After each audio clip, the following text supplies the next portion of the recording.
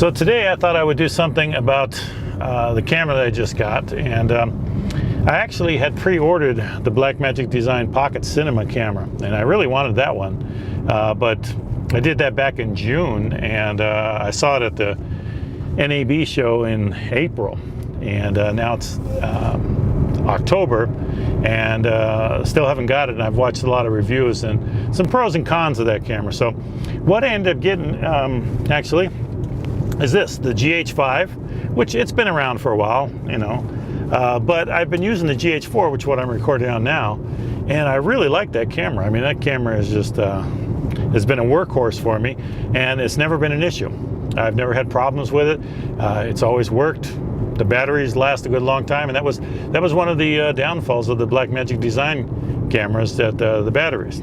So the reason that I picked the GH5 over the BlackMagic Cinema camera is definitely, I've seen some of the footage from the BlackMagic Design camera, and it's good.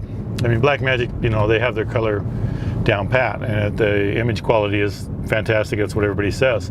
But the other disadvantage of that camera, and the reason I picked the GH5, is the type of photography I do, or type of videography I do, I should say. I do a lot of outdoor stuff, and like right now I'm going up to the mountains to test out the GH5, and I'm in weather. I like to get out in weather and you know, document storms, snowstorms, wind, rain, everything.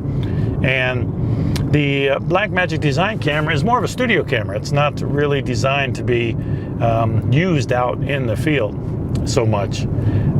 So that's one of the downfalls of it. Although I do a lot of studio stuff, I do way more in the field than I do in the studio. And for that reason also, the weatherproofing on the Lumix cameras, they're really good. So if I'm caught in weather, it's not going to hurt them.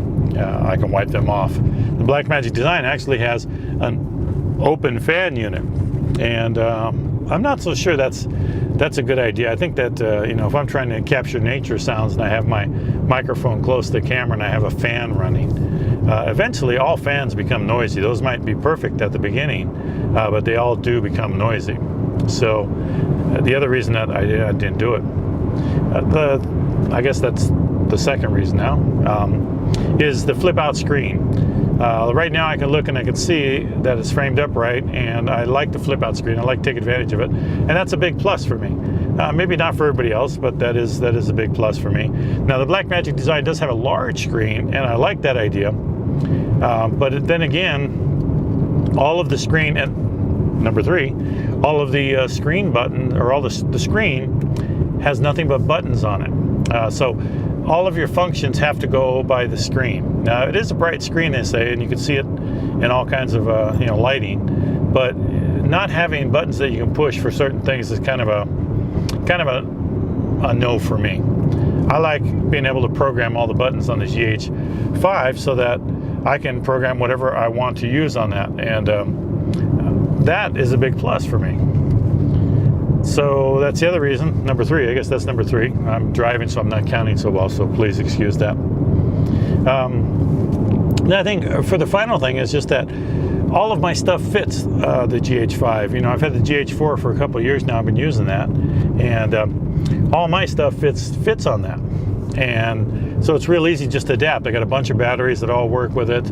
Although I am a Canon shooter photography-wise, so I have a bunch of batteries that would actually fit the BlackMagic Design camera. But the main thing on the batteries is that this thing, the batteries last so long, and I'm assuming that GH5 is going to be the same, and everything I've read says that it is. You get a good amount of battery time. So on a normal shoot, you might go through 2 batteries, where it looks like on a normal shoot, if I'm with the BlackMagic Design Pocket Cinema, that's going to take, you know, 6 or 7 batteries. And although I do have a lot of batteries, I just don't want to have to worry about having that many batteries on location. And the other plus is also the fact that I could put a handle on this with more battery power. So all of those things are the reason I chose the GH5 over the BlackMagic Design Pocket Cinema.